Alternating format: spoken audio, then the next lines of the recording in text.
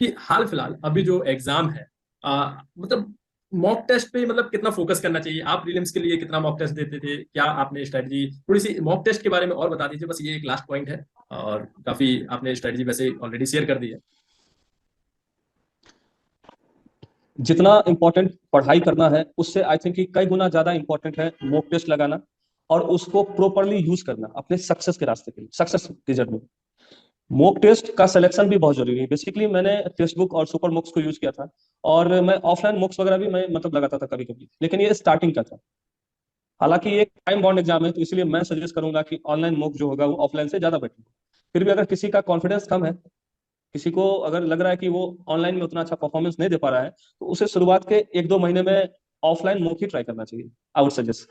और जहां तक मॉक लगाने का जो प्रॉपर वे है, आप सबसे पहले मॉक लगाते हैं और उसके बाद उसकी प्रॉपर एनालिसिस करते हैं।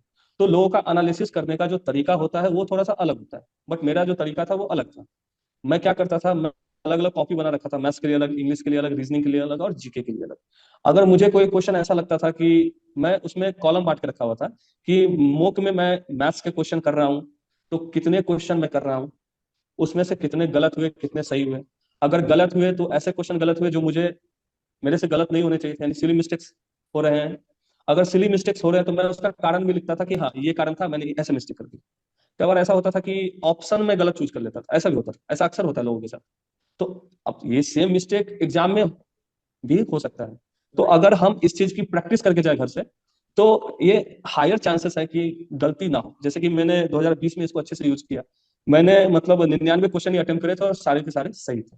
ऐसा नहीं है कि मैंने मतलब कंप्लीटली सॉल्व किया था पेपर, मैंने 2 क्वेश्चन में तुक्के भी लगाए थे और लकीली वो करेक्ट भी। तो इसलिए हाँ, हालांकि एक क्वेश्चन मैं शायद बना के बैठ गया था, बट मेरे पास 2-3 सेकंड का भी टाइम नहीं बचा कि मैं उसको मैं अटेम्प्ट करता।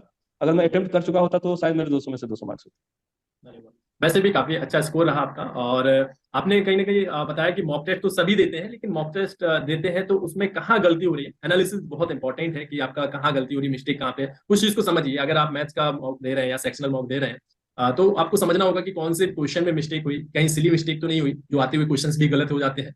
और कभी कभी एग्जाम का प्रेशर इतना हो जाता है कि आते हुए क्वेश्चंस को भूल जाते हैं। तो दोस्तों, मैं तो यही बोलना चाहूंगा कि विकास जी ने आपको काफी इफेक्टिव स्ट्रेटजी शेयर की है, और मुझे काफी अच्छा लगा। विकास जी से मुलाकात भी हुई और इंटरव्यू यहाँ पर कंडक्ट कराया, और आप लोगों को कहीं ना कहीं इससे हेल्प जरूर मिलेगी।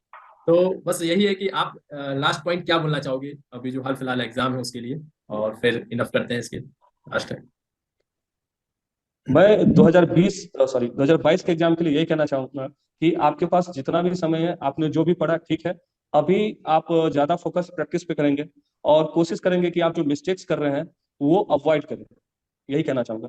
और बाकी तो पता है, प्रैक्टिस इज द की। बिल्कुल।